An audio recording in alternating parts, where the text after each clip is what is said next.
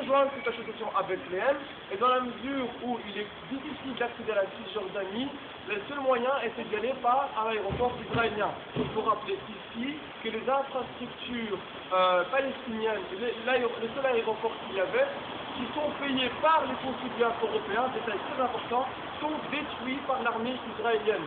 Donc la seule solution était de passer par l'aéroport israélien. Nous ne voulions en aucun cas aller en Israël. Une autre précision à apporter, malgré toute la solidarité qu'on a pour Gaza, cette mission n'avait pas pour finalité de briser le blocus de Gaza. D'autres missions ont eu cette finalité. Nous, notre finalité, c'est de dire il y a un blocus à Gaza, mais il y a un autre blocus beaucoup plus pernicieux et vicieux dans la mesure où il est caché par les médias, par la propagande israélienne, c'est le blocus sur la Cisjordanie. Sous quelle forme se présente ce blocus? Quand nous voulons aller en Cisjordanie, nous devons mentir aux Israéliens, se faire passer pour des touristes, cacher nos intentions. Alors, nous, notre but était d'aller en Palestine et de le dire franchement, sincèrement, parce qu'en fait, on n'a rien à cacher et qu'il n'y a rien de mal à aller vouloir visiter des Palestiniens. Donc, nous savions quelque part que notre mission allait montrer, et nos camarades vous le montreront très clairement, que ce blocus existe. Quand nous sommes arrivés à l'aéroport de Tel Aviv, tout ce à quoi nous nous sommes attendus s'est déroulé comme nous le pensions malheureusement. Alors, il faut ici rappeler aussi que nous ne sommes pas attendus à un autre problème qui est le fait que les compagnies aériennes ont totalement obéi aux injonctions israéliennes, et ce sous plusieurs formes. D'une part, en acceptant, sans discussion aucune, une liste faite par le Mossad et les services israéliens, et certains, notamment la plupart des Français, n'ont même pas pu monter dans l'avion. D'autre part, un autre problème est celui de notre vol à nous, qui est le vol Lufthansa, qui s'est arrêté en plein milieu du décollage, qui est resté plaqué sur le sol sans aucune explication, et c'est plus tard que nous avons compris qu'ils avaient obéi à une injonction israélienne qui leur disait de ne pas décoller pour le garder le plus longtemps possible, pour que nous arrivions le plus tard possible, pour qu'ils aient encore plus de facilité de nous trier et de mettre sur le côté. Donc ici, c'est pour rappeler l'esprit de la mission, rappeler ici que les hommes politiques, mais aussi les compagnies, obéissent aux injonctions israéliennes sans discuter. Alors, dès à présent, je vais céder la parole à mes camarades pour tout ce qui est des faits et tout ce qui s'est passé pendant ces 3 ou 4 jours.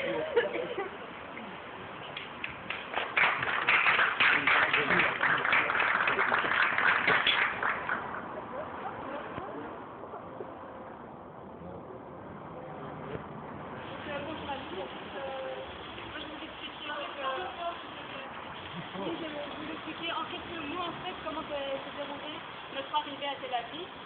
Donc notre avion a atterri aux alentours de 2h30 vendredi. Donc une fois descendus de l'avion, nous sommes dirigés vers la douane. Nous avons fait la file comme tout le monde, passeport en main. Et c'est là que 2 gars sont venus nous intercepter dans la file en fait. Et nous ont retiré nos passeports des mains et nous ont demandé de les suivre en fait. Donc on nous a mis sur le côté, on nous a demandé de les suivre, donc d'aller dans une autre salle. Là il y avait déjà beaucoup de policiers, d'agents et d'autres militants arrivés un peu plus tôt qui se faisaient déjà faire reculer. Donc là on nous a demandé d'attendre, toujours sans aucune explication. On nous a filmés, donc c'était tantôt avec leur GSM, tantôt avec des caméras. On attend, aucune explication. Ensuite, on nous a demandé par possible d'aller dans une autre salle. Donc en fait, on est tourné en rond, toujours sans aucune explication. Donc on arrive dans une autre salle, on attend, on n'a plus de liberté de mouvement. Une fois qu'on essaye d'aller parler à notre caméra d'en face, on nous dit non, ne bougez plus, restez assis. On est là, on attend, l'attente, oui, c'est long, on est fatigué, on a faim, etc. On reste là, et puis on nous appelle par groupe de 5 et on nous amène dans une autre salle en fait où il y avait déjà beaucoup de policiers, mais cette fois-ci des soldats et des militaires en plus, des agents de sécurité, et ils étaient en nombre considérable, beaucoup plus nombreux que nous. Donc on nous a mis dans un petit périmètre au coin d'une salle et on nous a demandé de rester assis surtout pour trouver une très vite, il faut commencer à souffler, dès qu'on voulait faire le moindre mouvement, c'était rester assis, etc. Et donc, à ce moment-là, on nous a appelé par le passeport, on nous a demandé d'aller dans une autre salle pour déposer nos bagages à main. On n'avait plus droit au téléphone, plus droit aux caméras, plus droit à rien. Et donc, c'est là que cause de cris énervés et donc le temps est monté et ils ont commencé à tabasser. Et en fait, c'est on va parler de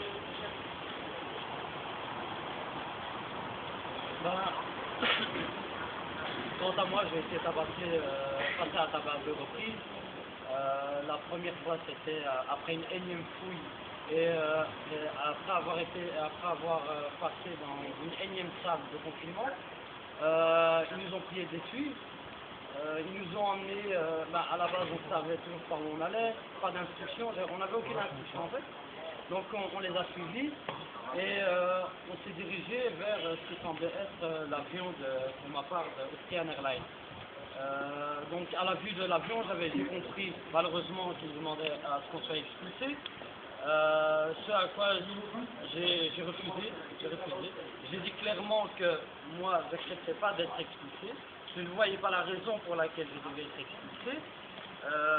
Alors à ce moment-là, ils sont devenus extrêmement agressifs, extrêmement violents et haineux. Mais ça a été un changement radical dans leur comportement.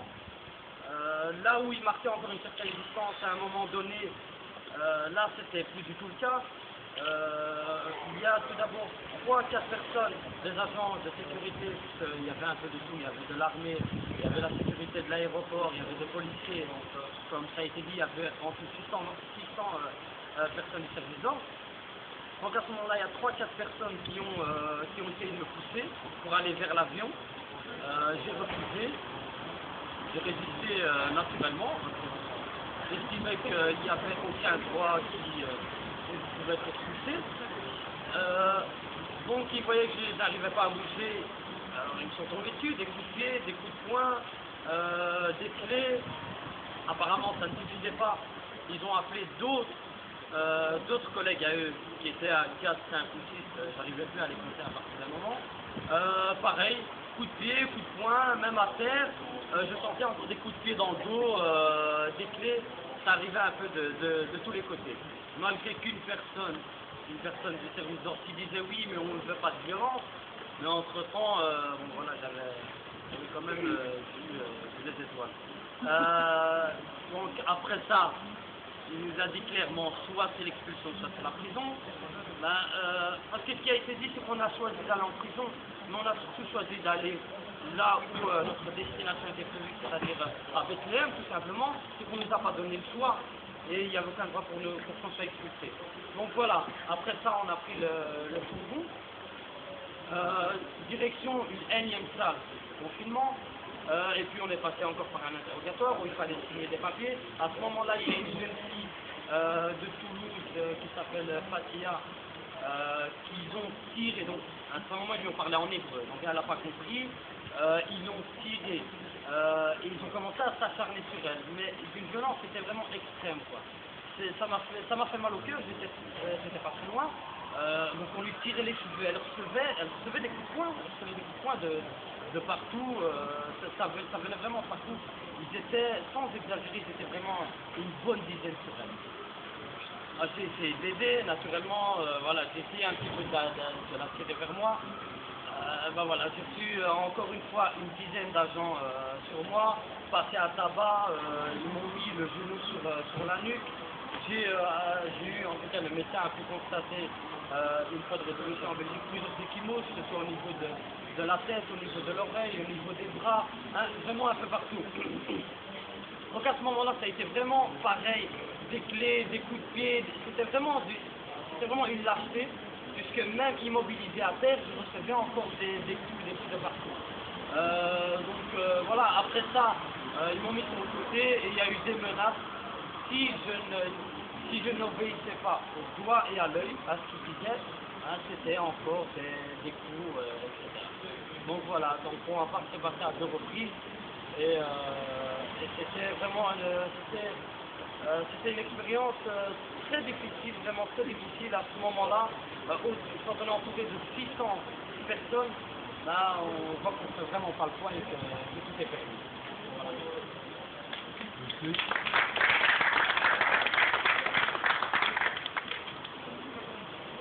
En fait, je suis partie de Mohamed. On n'a même pas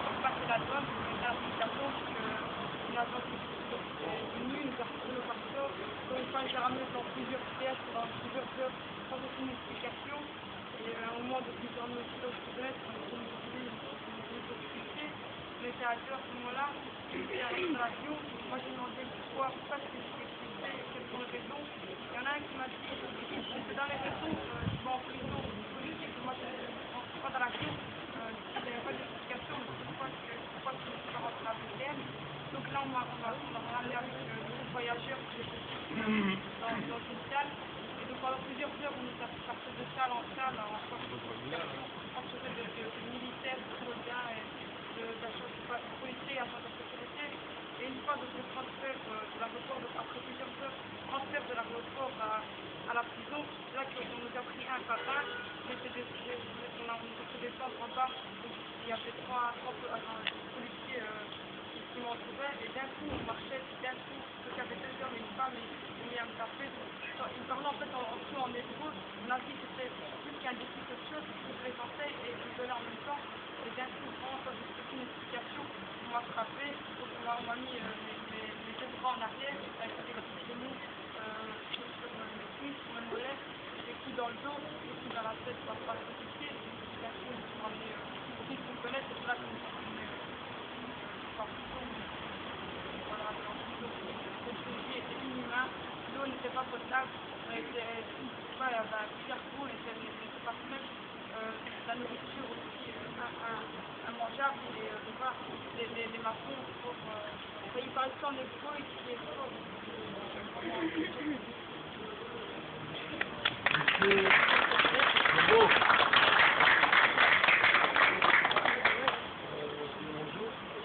En fait, je vais vous expliquer le passage maintenant, le séjour en prison.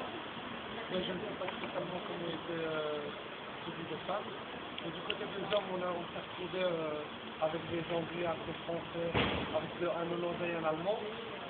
Comment ça s'est passé? On arrivait tard la nuit en prison, sans savoir ni pourquoi ni comment. On s'est trouvé directement en cellule enfermée sur une cellule de 8 mètres avec 10 personnes. On s'est éloigné de 10 personnes. C'était du gaz qui rentrait, c'était la chaleur en plus du soleil et en plus des personnes isolaires enfermées avec des fenêtres en métal. Le fait c'est que ce qui m'a un peu surpris, c'est qu'on a trouvé par exemple dans le couloir où étaient les cellules, un tableau avec les lois. Donc on pouvait tout ça. Allô? On m'entendait? Donc on avait le tableau avec les lois qui étaient affichées au couloir où je trouvais les cellules. Donc on pouvait nous-mêmes voir nos droits en tant que, on va dire, prisonniers.